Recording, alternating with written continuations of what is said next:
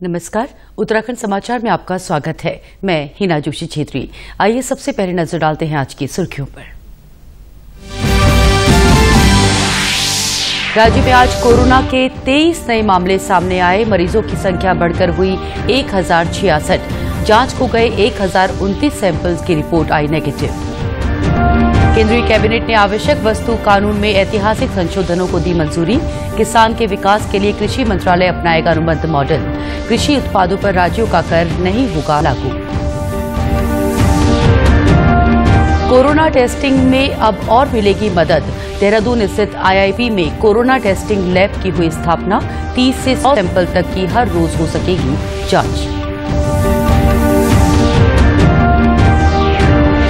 और उत्तराखंड वन विभाग की नई पहली बार पूरे प्रदेश का फॉरेस्ट फायर बुलेटिन हो रहा जारी। जंगलों में आग की घटना और नुकसान की मिलेगी जानकारी। अब समाचार विस्तार से।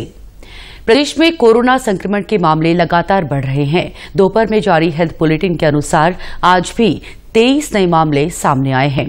राज्य में अब कोरोना मरीजों की संख्या बढ़कर 1066 पहुंच गई है। प्रदेश में अब एक्टिव केसों की संख्या 795 हो गई है। आज 1128 सैंपल जांच के लिए भेजे गए, जबकि जांच को भेजे गए 1029 सैंपल की रिपोर्ट नेगेटिव आई है। वहीं शासन ने हाई रिस्क जोन में आने वाले 75 शहरों की सूची जारी कर दी है। इनमें नई दिल्ली, मुंबई, कोलकाता, अहमदाबाद, पुणे, चेन्नई और लखनऊ समेत कई शहरों के नाम शामिल हैं। गौरतलब है कि कल मुख्य सचिव ने इन शहरों से आने वाले लोगों को राज्य की सीमा में प्रवेश करने पर 7 दिनों तक संस्थागत या अपने खर्चे पर क्वारंटीन रहने के निर्देश जारी किए हैं। प्रधानमंत्री नरेंद्र मोदी की अध्यक्षता में आज केंद्रीय मंत्रिमंडल की बैठक हुई। सरकार ने भारत में निवेश आकर्षित करने के लिए मंत्रालयों और विभागों में सचिवों का समूह और प्रोजेक्ट डेवलपमेंट सेल यानी पीडीसी को स्थापित करने की अनुमति दी है। सूचना एवं प्रसारण मंत्री प्रकाश जावड़ेकर और नरेंद्र सिंह तोमर ने संयुक्त रूप से मीडिया को कैबिनेट के फैसलों की जानकारी दी। उन्होंने कहा कि आवश्यक वस्तु अधिनियम में ऐसे संशोधन किए गए हैं जिससे किसानों को आजादी मिलेगी। किसान ये तय कर सकेंगे कि वे अपने उत्पादों को कहां, कैसे और किस दाम पर बेचें। आज आवश्यक वस्तु अधिनियम में संशोधन और किसान उपज व्यापार वाणिज्य संवर्धन और सरलीकरण अध्यादेश और दूसरा हमारा मूल्य आश्वासन कृषि सेवाओं के करार के लिए किसानों का सशक्तिकरण और संरक्षण अध्यादेश, ये तीनों ऐसे महत्वपूर्ण निर्णय हैं कि कृषि के क्षेत्र में मैं ये कहूं तो अतिशयोक्ति नहीं होना चाहिए कि आज का दिन एक ऐतिहासिक दिन है। उन्होंने बताया कि मंडी के प्रतिबंध खत्म करने के साथ ही ये भी ध्यान रखा गया है कि बाहर कोई इंस्पेक्टर राज नहीं चले। किसान की सुरक्षा के लिए कृषि मंत्रालय अनुबंध के मॉडल पर काम करेगा। अनुबंध के तहत पैदा किए गए कृषि उत्पादों पर राज्यों का कर लागू नहीं होगा।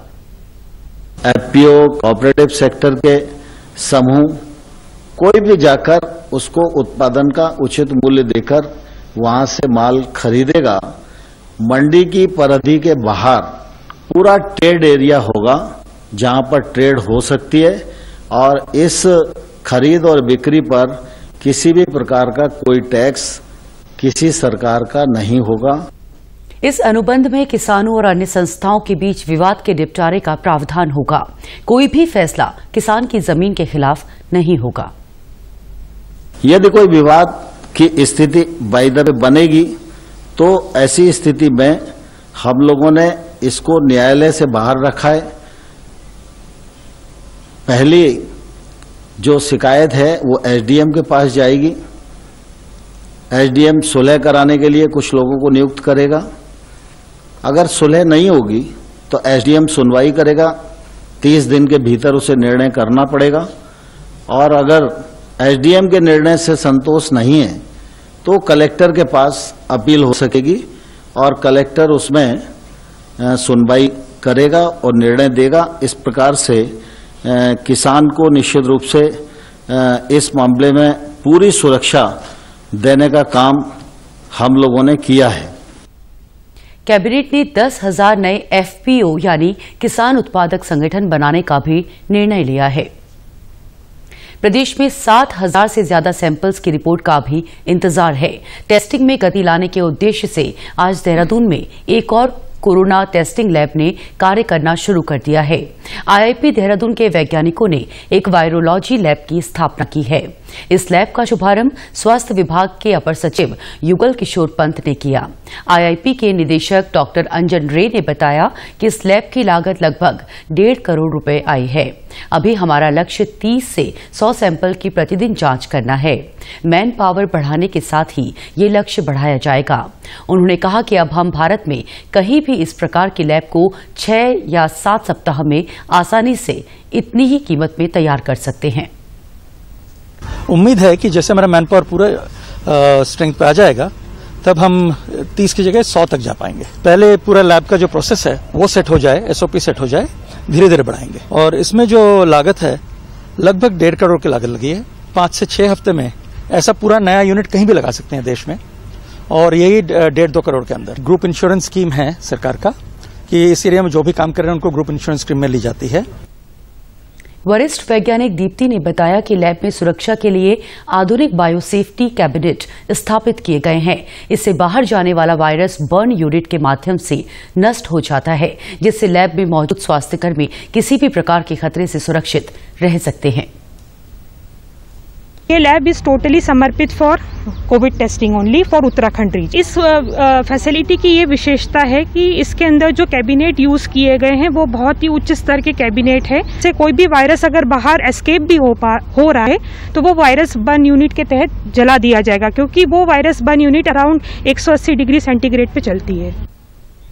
आईआईपी के ही वरिष्ठ वैज्ञानिक देवाशीष घोष ने बताया कि संस्थान में विभिन्न शोध कार्य चल रहे हैं।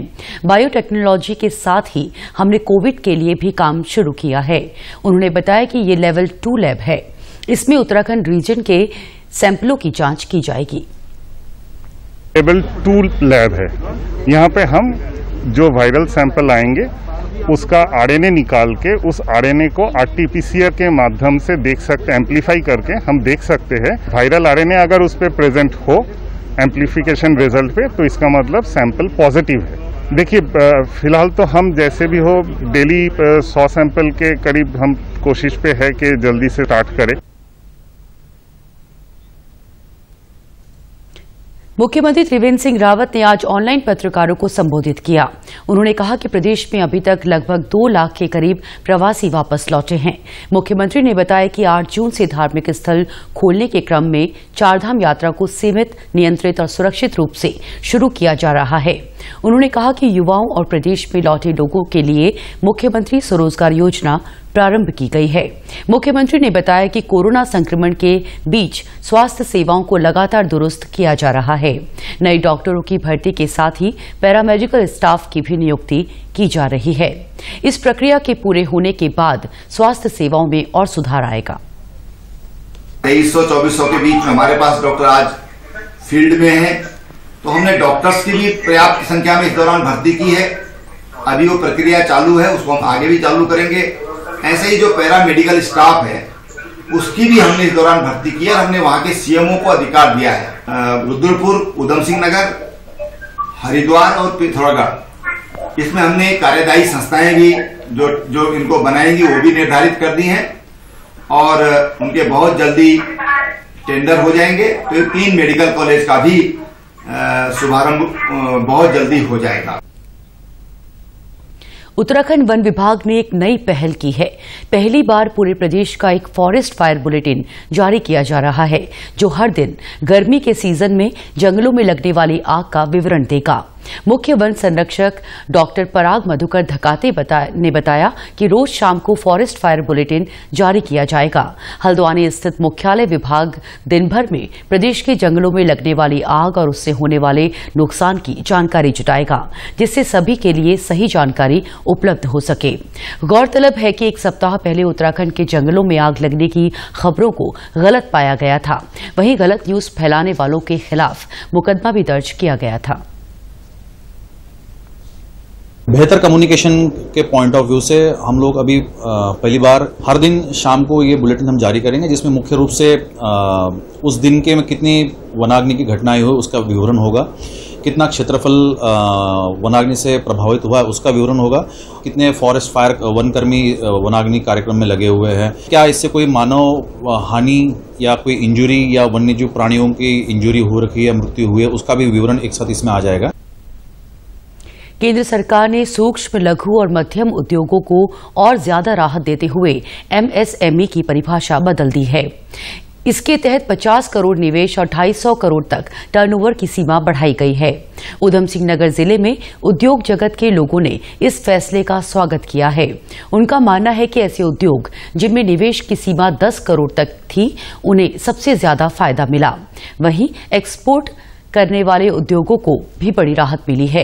जिला उद्योग केंद्र के प्रबंधक चंचल बोहरा ने बताया कि बहुत सारे ऐसे उद्योग जो एमएसएमई के दायरे से बाहर निकलने के डर से इन्वेस्टमेंट और उत्पादन को नहीं बढ़ा रहे थे, अब वे अपने उद्योग का और अधिक विस्तार कर सकेंगे। इससे रोजगार में वृद्धि होने और नई इकाइयां लगने की संभावना बढ़ गई है। एमएसएमई में अब वो सारे उद्यम लिए जाएंगे जिनका ओवरऑल इन्वेस्टमेंट 50 करोड़ तक है। इसमें माइक्रो, स्मॉल और मीडियम तीनों एंटरप्राइजेस शामिल होंगी। इसके अलावा जो है अभी सरकार ने इसमें ट्रेडिंग एक्टिविटीज को भी लिया हुआ है। 250 करोड़ रुपए पर ईयर का टर्नओवर जिस इकाई का होगा तो वो एमएसएमई के दायरे में वो इकाई मानी जाएगी। तो एक रिसेंट डेवलपमेंट गवर्नमेंट की तरफ से किया गया है जो आने वाले समय में मैं समझता हूँ कि उद्योगों के लिए काफी फायदेमंद होगा। इसमें जनपद उधम सिंह नगर के जो डेटाबेस हमारा है उसमें हमको अभी थोड़ा सुधार करना है। तो 30 जून तक के आसपास हम लोग अपने इंडस्ट्री के डेटा को सुधार कर लेंगे, जिसमें अकॉर्डिंग टू गवर्नमेंट गाइडलाइन फिर हम उसमें चलेंगे। वहीं कुमाऊं चैम्बर ऑफ कॉमर्स के अध्यक्ष अशोक बंसल ने बताया कि केंद्र सरकार ने निवेश और टर्नओवर की सीमा में बदलाव कर उद्योग जगत को प्रोत्साहन देने का कार्य किया है। जिनकी निवेश जो 10 करोड़ तक कर चुके हैं और एमएसएमई से बाहर होने के डर से वो नया निवेश नहीं कर पा रहे थे और ये बहुत समय से प्रतीक्षित था। ये बहुत ही राहतकारी कदम रहेगा भारत सरकार का और हमारे उद्योग अब अपना निवेश बढ़ाकर और विदेशी कंपटीशन को मीट आउट कर पाएंगे।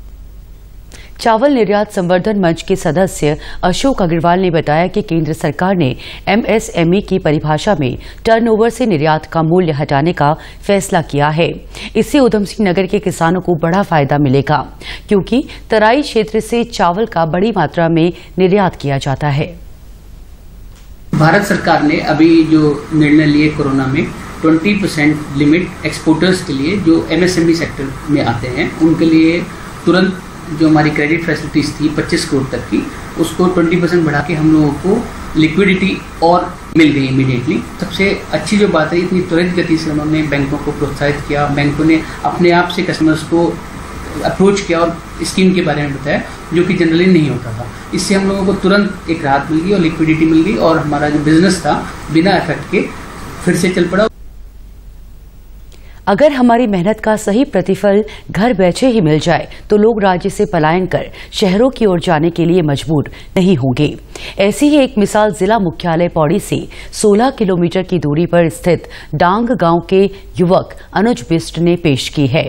पेशे से सॉफ्टवेयर इंजीनियर अनुज ने अपने गांव लौटकर पोल्ट्री फार्म खोला और उसमें देसी मुर्गियों का पालन शुरू किया। उन्होंने बताया कि आज उनके पास लगभग 1,500 मुर्गियां हैं। उनके फार्म की देसी मुर्गियां और अंडे की मांग पौड़ी, कोटद्वार और देहरादून तक है।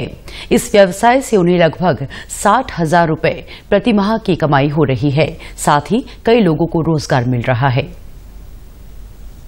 गवर्नमेंट हमको बहुत सपोर्ट कर रही है। अभी मोदी जी की जो अपनी स्वरोजगार योजनाएं हैं वो भी बहुत सारी चल रही हैं।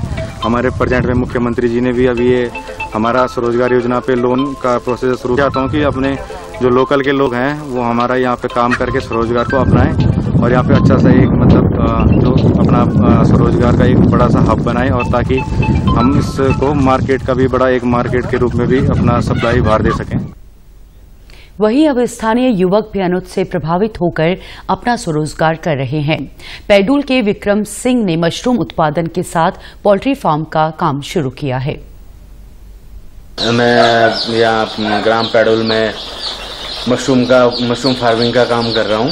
मैंने डांग गांव में जो अनुज बिष्ट है उनसे प्रेरणा लेके उनसे यहाँ पे गया था, उन्होंने बताया था मेरे को। उनसे प्रेरणा लेके मैंने अभी पोल्ट्री का भी काम स्टार्ट कर रहा हूँ। अभी फिलहाल बच्चों से मैंने शुरुआत किया है अब धीरे धीरे इस काम को बहुत प्रॉफिट है इस काम में, धीरे धीरे देख के अब समझ के इस काम को आगे बढ़ाऊंगा और साथ साथ मशरूम का भी काम चलता रहेगा। इसी सोच के साथ अगर हर युवा अपनी मेहनत को साकार करने की सोच रखे तो रिवर्स माइग्रेशन पहाड़ के लिए वरदान साबित हो सकता है।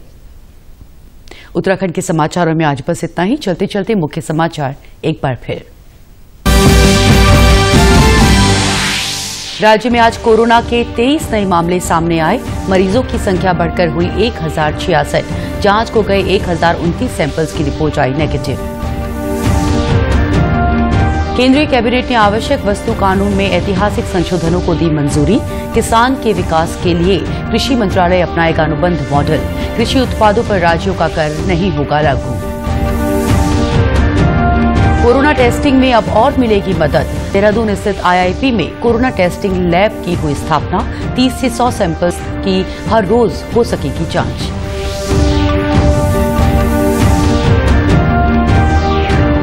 और उत्तराखंड वन विभाग की नई पहल, पहली बार पूरे प्रदेश का फॉरेस्ट फायर बुलेटिन हो रहा जारी। जंगलों में आग की घटना और नुकसान की मिलेगी जानकारी। इसी के साथ समाचार समाप्त हुए। नमस्कार।